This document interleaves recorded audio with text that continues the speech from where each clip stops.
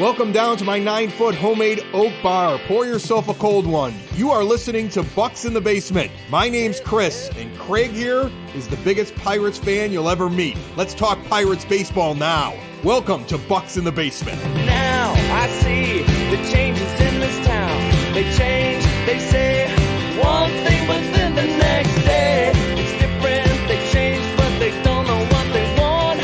All they do is change. Going left, going right, travel day, travel night. That's where we'll go. No excuses, no goodbyes, no one cries, no one lies. We'll never know.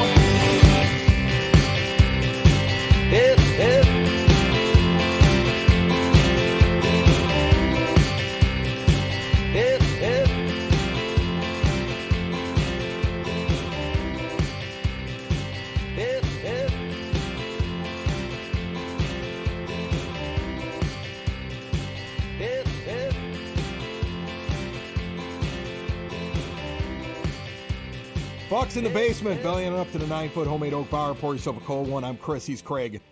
He's a super Pirates fan.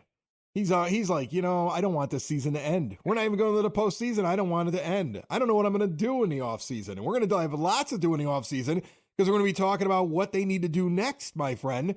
They need to spend a little money. They need to get a little aggressive in the trade market. They got to take some of these prospects that are not yet there and identify which ones they still want to hold on to and which ones have value that other teams may want, but they know they would rather get something else for. I want to see activity. I don't want to hear any more of we're just letting things develop and we're just sitting on the back burner and seeing what's happening. I want to see activity, and I want to see that this offseason. Without that, I think I would be crushed. Yeah, I mean, I can't disagree with you, Chris. I mean, I almost want to jump forward to December, January, and February and, just see what we did. I mean, there's points in this that are kind of fun. I mean, just the different rumors and stuff that comes out, but I think I'm past that point.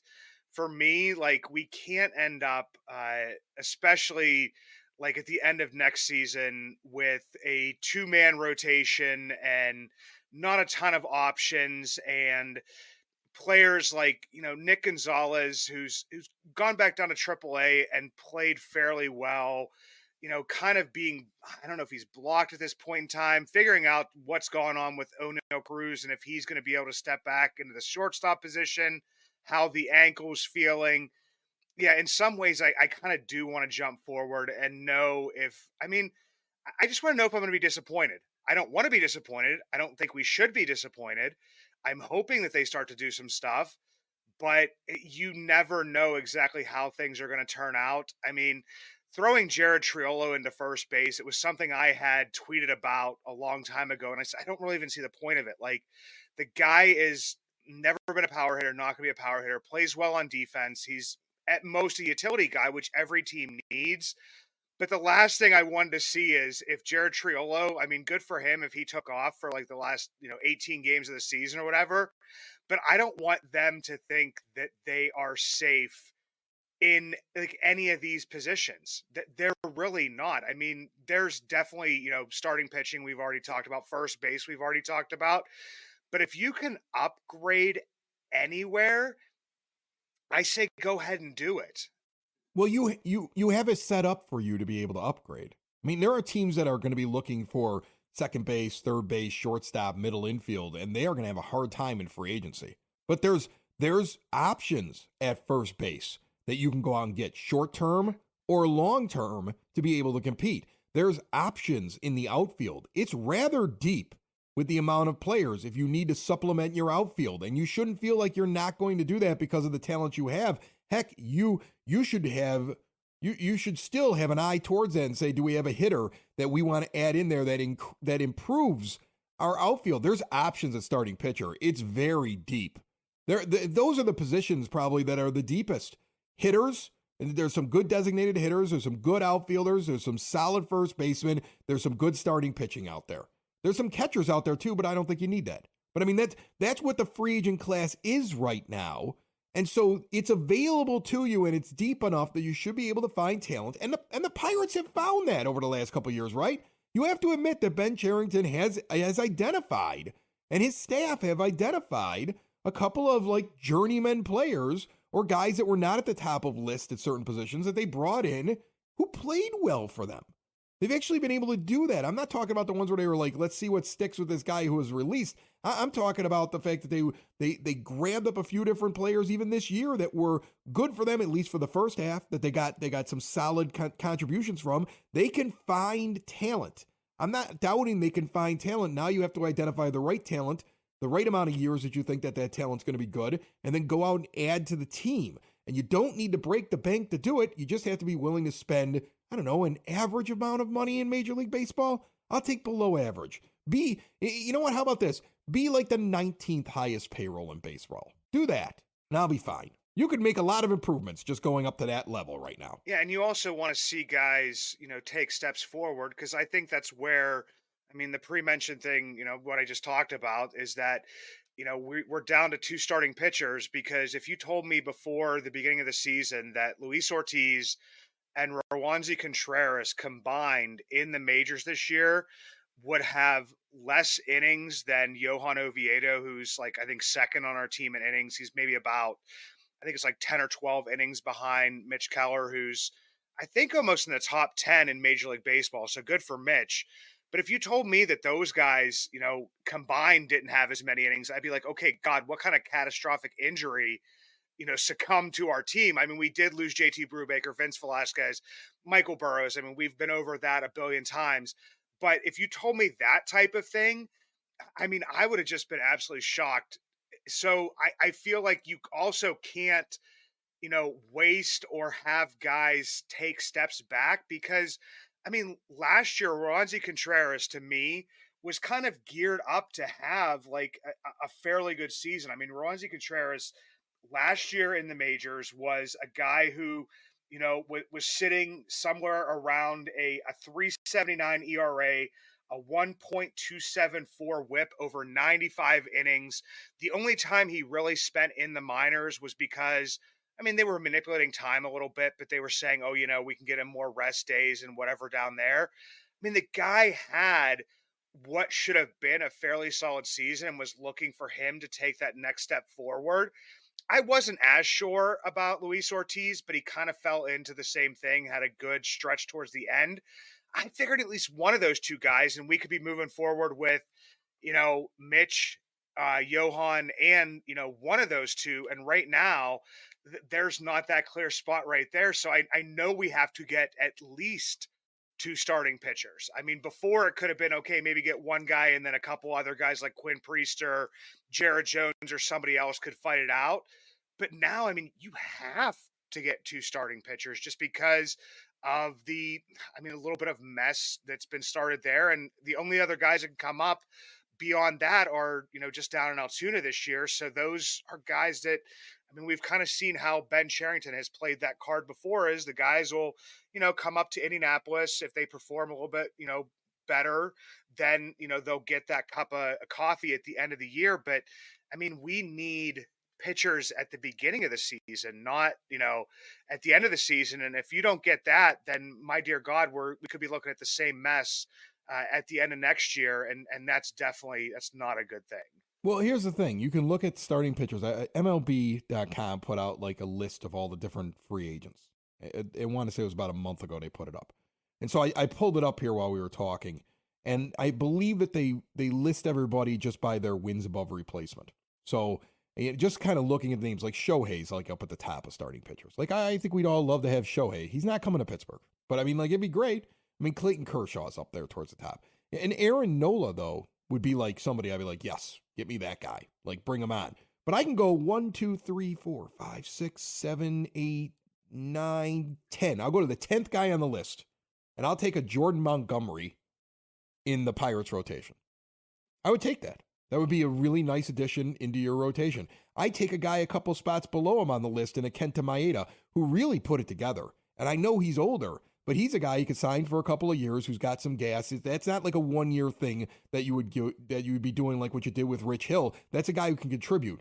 for a little bit and pitch for you. And that's a guy that if your scouts say, we think he's got something for a couple years, let's give him a couple year deal or a 1 year with another year option or whatever we're going to do, you can go out and you can improve things. Frankie Montas, remember when he was with the A's and then he got himself hurt and he's going to be a free agent next year. He's going to be coming off of surgery and he's going to be strong and supposedly he's going to get the pitch here at the very end of the season or at least be completely healthy and maybe working out already. Here's a guy who's going to be ready to come back. He's sitting at the bottom of the list. He's a guy that you might need a prove-it deal with him. And you might be able to go get him at a steal. I try to put myself in Ben Cherington's shoes because I always say the best general managers understand who their owner is and how much money the owner will spend. Best general managers know if their owner does not want to give away 10-year deals because he's got a problem with it. The best general managers understand whether or not you've got an owner who's like, I don't sign pitchers for more than 3 years because I've been burned before. The best general managers know what the budget is. Even if they feel like it's wrong and they should get more, they know what the budget is and they work within that budget. And so if I'm Ben Cherington, I know I'm not going and getting Shohei Ohtani, but I'm identifying names right now in price ranges that I think that I can get within Bob Nutting's constraints. And I think there's plenty of pitching to go out there and get. And I think you can go out and identify a first baseman. There's a couple of names in there. I mean, I like Hoskins. I've always liked Rhys Hoskins. And I think that's the pie in the sky. Go get him. The one I don't want him to get is CJ Cron because that guy only hits well in Denver. And he's going to be a name that's going to get bantied about. You saw him get traded at the trade deadline. Some team bid on him. I can't remember who it was. It might have been the Padres or maybe it was the Angels. It was the Angels. They bid on CJ Cron. They're like, oh, look at his stats. Well, according to our sabermetricians, you look at his WRC plus and, oh, this guy's a ball player. We got to get him on our team. Yeah, he's only a ball player when he's a mile high. Otherwise, he's awful. So, I mean, like, you just want to see intelligence when they're spending their money. If they're doing that, I don't worry so much about the budget. I wish it was higher. It should be higher, and Bob Nutting is cheap. I mean, put it on the banner at the bottom of the screen here. I mean, like, Bob, like that's, I'm fine with it. I agree with it, right? But as long as Ben Cherington understands his constraints and works within them and they do a good job identifying talent, which they have, they should be able to make an impact on this team in free agency. They have enough pieces that they can move players to pick up players that they need. I think that an active general manager this offseason, Ben Cherington should be. Yeah, he kind of has to be, Chris. And like you said, they have identified players and they've had success with those players. And those players have had good experiences here. I mean, obviously Carlos Santana saying he wants to come back. There's a lot of smoke surrounding that. I mean, obviously he wants to come back. I mean, he had, kind of like a rebound season here, hasn't played extremely well since he's been gone, but he enjoyed being here. I mean, even the grumpy man in Rich Hill, went out there and took the ball and he did exactly what you needed him to do, which was, be a role model to some of the younger players and had a good experience. We've talked about Jose Quintana. We talked, you could go back to from whenever Ben Cherington started. He always kind of identifies those guys there. Like you said, it just has to be for more than 1 year in my estimation, just because, if there are injuries, if there are guys that don't develop, if there's guys that fall back, I mean, you want to have at least somewhat of a cushion. But that's going to happen. You see, that's the thing. Things are going to happen. You're going to have players progress. You're going to have players take a step back, and you're going to have injuries. You're going to have that every year. So, the one thing you can't rely on is that everybody's going to progress and everybody's going to be healthy. So that's why you got to go out and do something in the offseason if you're going to compete, right? Yeah. I mean, like that's what you got to go do.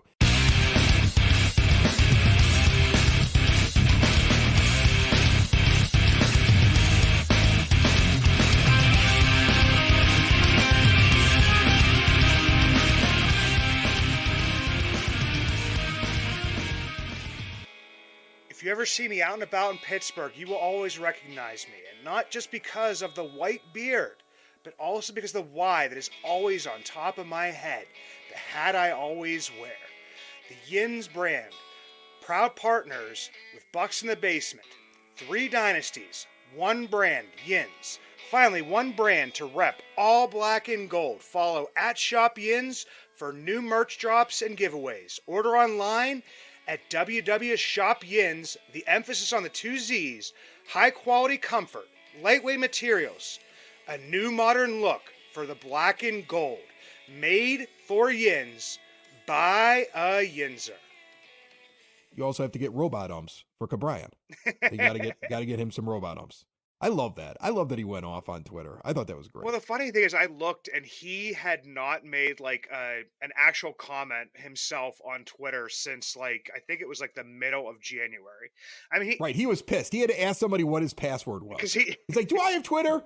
I have something to tweet." Or what do you do now? Do you X and you post? You post. I don't even know.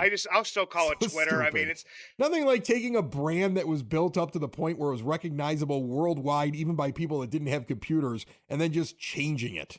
Because I mean, it's just so stupid. I don't get it. But he's a billionaire, and I'm not. But I mean, but you know, he had to look up his password, and he had to be like, I got to figure out how to get on this thing and send a message. And, what is this? I thought it used to have a bird on it. And then he sent out his message. Yeah, and I mean, he just basically was calling for accountability from the ump. He just said, you know, it was like a 3-1 count, was just looking for the ump to be held accountable after the game. The ump did the little shrug emoji, which, I mean, emojis, you're not going to change that. Those are emojis. He does the shrug emoji and just basically... So what did the ump say? I gave you a chance to hit a home run? Yeah. Oh, what a ridiculous line. I mean, you know, you don't know if he's being a jerk or he thinks he's being funny and keeping things light because he doesn't want to throw him out of the game. Because that's the thing. Like, some of these umpires will throw a guy out the moment he asks a question. Yeah. So he didn't do that, right? He didn't do that. Try to keep it light. You got to kind of respect it a little bit. But I mean, yeah, you're right. Some of these umpires, they need to be held accountable. I'm with you, Cabrian. I'm with you. Okay? Laz Diaz should not be an umpire. Angel Hernandez should not be an umpire. I mean, I think anybody that watches those guys call games know that there's umpires out there that should not be umpires anymore. And the worst part is that the worst umpires in Major League Baseball are the most demonstrative about their power.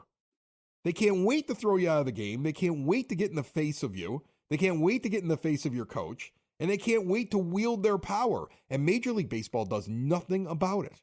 So I'm all for guys like Brian Hayes and every other Major League Baseball player continuously calling out how bad the umpires are at their job. I hate the idea of robot umps because I am a traditionalist. I really am. I love baseball and the tradition of baseball. I do. And Major League Baseball instead should fire umpires. But because of the agreement that they have with the umpires union, they just don't seem to be able to fire umpires. In fact, remember the court case in the last year or so? Angel Hernandez sued Major League Baseball. I do remember that. And he went to court and he was mad because he didn't get to go into the playoffs because of his seniority and he wasn't getting big games where he would make more money. And so Major League Baseball had to prove he was a garbage umpire. And they were able to prove in a court of law that Angel Hernandez is the worst umpire in Major League Baseball. But even being able to prove that in a court of law, they still can't fire him for some reason because of the way that this is all set up with their union. So it's a disaster created by Major League Baseball in dealing with umpires, probably because they were being cheap. I'm sure somebody, if they looked into it, would be like, well, Major League Baseball gave this away at the union meetings because they didn't want to give them health care, or they didn't want to pay them a livable wage, or there was some reason why this was given away, the power to be able to get rid of these guys when they're bad at their job. But they know they can't be fired. There's video of Angel Hernandez smiling at cameras as people flip him off when he leaves the ballpark. People wait outside the ballpark for him. I've seen these before. People wait outside the ballpark and people will line up with their middle fingers out, waiting for him to come out. He comes out and waves at the crowd. He loves it. He eats it up. You can't fire him. He's rich. He's got a nice car. He drives away. Okay? So yeah, that's why we're going to have an automated strike zone. That's why we're going to have to do it. Because Major League Baseball completely screwed us up in terms of how they oversee their umpires and the accountability of it. If there's no accountability, and now I'm not looking on a fuzzy screen with some rabbit ears, and I can actually see it paint the corner. At this point, I know that the umpire's wrong. You've given me so much technology that I know that every play, which plays are right and which plays are wrong, and you've brought in instant replay to fix the majority of this stuff. But you can't fix balls and strikes, which change a game so much. I mean, they change a game so much. It changes what the pitch is going to be the next pitch. And in a 1-1 count, if you get the ball or strike wrong, you change everything in the probability. Being 2-1, against a pitcher means that he knows he doesn't want to go 3-1. You got a better chance of a ball coming into the zone. You're 1-2, you're back on your heels and you're protecting. Now all of a sudden you're not even, your plate, you've expanded your plate. You're likely to swing at something that's more outside. And you're protecting rather than being aggressive. Just on that one call on a 1-1 pitch. It's not the last call of the at bat, right? It's not the 3-2 count that really gets you. It's the 1-1 count. It's the thing early in the count that changes everything and then impacts the game. And that's what the problem is. If there's not going to be accountability for these umpires, then you have to bring in an automated strike zone. You have to. And that was kind of Brian's point, I believe. I mean, because like he was walked. It was 3-1. He was walked, and then ends up getting out. If he gets on, and then somebody else gets on, and somebody else hits a home run, then basically, I mean, you're right back in the game. He's competing. He wants to do well. I mean, the big thing for me, I mean, Chris, I'm kind of on board with you just with the automated balls and strikes. I hope for at least a couple years they find that little middle ground that they're doing in AAA where they have the ABS system in place, but they have the ump calling it. And then you get that little challenge where, oh, that'd be great. Where the pitcher, that'd be great. Angel Hernandez getting challenged 47 times a game. Yeah, they want to shorten games. It's going to take 4 hours to get through his games with all the challenges. Yeah, and I think it'll kind of be like football or something where if you get the first 3 right, then you get a couple more. I don't know if they're going to let you challenge everything. You know what I mean? Like, I think it might kind of go that direction, but at least in some estimations, you would be in control of your own destiny where if you really know, and you could tell, like Brian knew, umpires, everybody knew. And we've seen this go, for the Pirates as well a couple of times. I think I'd mentioned somewhere that, I think it was David Bednar struck out Contreras for the Brewers on a pitch that was very similar to Brian's. And even like Greg Brown was like, and we were given the third strike, and the Pirate raised the Jolly Roger and all this kind of stuff and everything. Yeah. So like they know it's happening as well. But I mean, I would want that ball player to just basically say, you know what, you took the bat out of my hands. I could have tied this game. Give a little tap on the top of his helmet and say, okay, let's go to the replay and let me see you wrong. So there would at least be some accountability. Give the batters the challenges. That would be the best part. Give the batter one challenge and at bat. Here's the problem with the challenges. Your idea that eventually they would run out. I mean, we've seen umpires become vindictive. Yeah. They get angry when they're showing up, so now they start calling even worse things, and they're doing it on purpose. And so that's why I don't know if I like the challenge system. I just rather it just be called, or use it to actually grade the umpires now and hold them accountable. You can't get a 96% rate or something like that. And trust me, some of these guys are in the 80s. The umpire scorecard, it's a great thing to follow on X or Twitter or whatever you call it. You go follow it. I've talked to that guy before. And they take all the data from Major League Baseball. And that's all they do is they pump out what the accuracy is, and they show the worst calls and how many runs that could have impacted the game by. And sometimes you see it impact the game by 3 runs in favor of a team because of the situation where it is. And they use the probabilities and they show that thing. It's really interesting. Major League Baseball isn't using it, and they are showing right there, you can use the data already in place right now, and you can grade the umpires out and decide whether or not it impacted a game. But for some reason, Major League Baseball isn't doing it. So yeah, they definitely have to do something about that, because think about the effect that it has on a young player. Before we move on to the next thing, just think about that. I mean, that's what really gets me. You get a young guy, he comes up from AAA. He's been hitting really well. He's adjusting to the major leagues, but he's not getting the benefit of the doubt on the strike zone. He's got an incredible eye, but he's not getting the benefit of the doubt on the strike zone. And he starts getting called out on pitches that he's sure are balls. And there's no accountability for the umpire. Imagine how much that might change his entire career trajectory, because now he's having doubt at the plate. Now, even though he was down in the minors, especially if he was in one of these minor league systems where the strike zone was automated, now he gets up and he's not as effective. Why is he not as effective? Because of the umpires. Not because of him, but because of the umpires. So it's a big problem.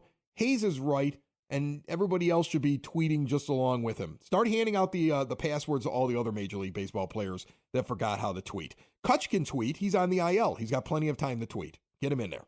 Yeah, I mean, Cutch.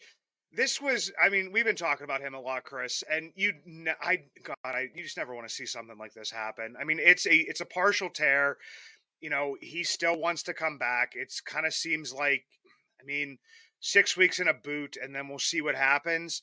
But I mean, this just kind of goes back to the fact that he was supposed to play some outfield, couldn't play the outfield because his ankle was a little bit messed up after playing outfield, 5 times early on in the season, and then he had an elbow injury. So it's like, okay, well, now he's got an elbow injury, so can he really throw and field? And now he's got a partially torn Achilles, and I don't know, man. I mean, I just, like I said before, I just wanted to see him get his 300th home run and maybe a couple other little milestones that we're laying in there and just ride off into the sunset.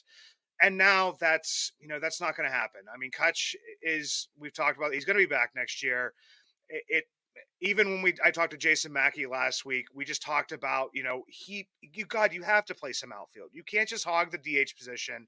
And then number two, you have to know that like you're going to be in there, not full time. You're like the 25th, 26th man. You're not one of the that's what he starting is. 9. That's what he is. And he needs to understand that or you can't bring him back. All right? I understand what he means to Pirates fans. I understand that the owner loves him. I understand that he wants to be here. I don't recall him ever holding a World Series trophy over his head. So, I mean, there's plenty of players just like him in every single Major League Baseball town that have great careers and that people associate him with. But, I mean, he isn't even at that level. Okay? He's not a first ballot Hall of Famer. He's not the greatest player in Pirates history. And I understand that you want to give him some respect, and that's fine, but you can't just let him hold your team hostage either. So if he wants to come back and he can't go play the outfield, he needs to understand that he's probably going to be out there 2 times a week in the DH spot. He's going to act as a 26th man and kind of a coach and a mentor. And he probably won't finish the season with the team because if they become competitive, he becomes a hindrance. And that's the thing. You have all these young players and you're trying to take the next step. There's a point where you won't be able to carry him up the step with you. And I mean, that's rough. I get it. But baseball is littered with it. I went and looked up like Hall of Famers that retired mid-season. And there's a list of them. But the one that I found the most interesting was it was in the early 90s, 1993. 1993, Carlton Fisk, who played for the Boston Red Sox, went into the Hall of Fame as a Red Sox player, and then played for the Chicago White Sox, was given a motorcycle halfway through the season in a ceremony and rode off into the sunset in a retirement ceremony. That's awesome. He was hitting so poorly that they had to be so grand with getting him out of there that they gave him a Harley. He hobbled over on 2 bad legs. They helped place him on the Harley because of how bad his knees were, and he was like in his mid-40s still trying to be a catcher. But nobody wanted to tell him to retire because he was Carlton Fisk, right? And then he rode off on his motorcycle, and they went on and won the division that year because they were competing. They were a team full of young players, and they were competing, and he couldn't keep up anymore, but nobody wanted to just tell him, you're off. You're like, you can't DFA the guy. He's a legend, right? Yeah. Well, he's in the Hall of Fame. And so, like, the Pirates also have to remember that at some point, it's going to have to end for Cutch, and hopefully he knows the point, or otherwise you're going to have to get him what? What is Cutch like? Is he into motorcycles? Can we get him that? Is he a skateboarder? Maybe we can give him a skateboarder. He can skateboard down the third base line and out the door. I don't know what it is, but I don't know if he really finishes the season next year. I don't see the renaissance happening where all of a sudden you see him run around the outfield again. So it feels like this is the end, but it's like team doesn't want to upset him and he don't want to leave.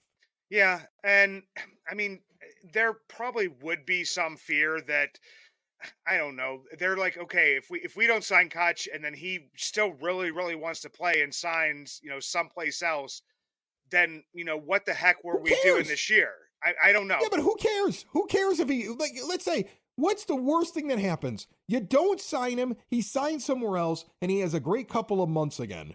And then eventually fizzles out. Because I'm going to tell you right now, anybody want to give me some money, I guarantee you. I will take all bets. There's no way Andrew McCutchen has a full 162 game season next year. Okay, there's and no he's way. effective. And any Major League Baseball team that's competing, there's just no way. There's no way it's happening. So what's the worst case scenario? He comes out and he has a good April and May, and is hot in June before he gets himself hurt or he starts to fall off again. You're going to regret that he didn't get to do that with you. He's still going to fall off in the second half of the year. What I want him doing in 2024 is competing in the second half of the year.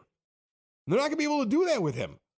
And so, like, at some point, it's going to end. Or he has to at least understand what his role is on the team. And if he understands it, and everybody's good with it, and there's going to be any blowback, and it's not going to get in the way, then fine. I'm totally okay with it. But if it's going to be a difficult thing, what are you saying to your young guys when you're saying you want to compete when they know that this guy ain't even going to make it through the year, but he's taking up a spot in the lineup? Like, that's the other thing.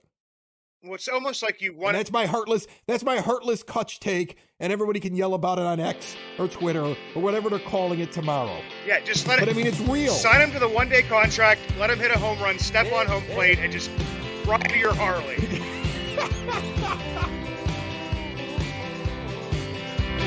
Now I see the changes in this town. They change, they say one thing, but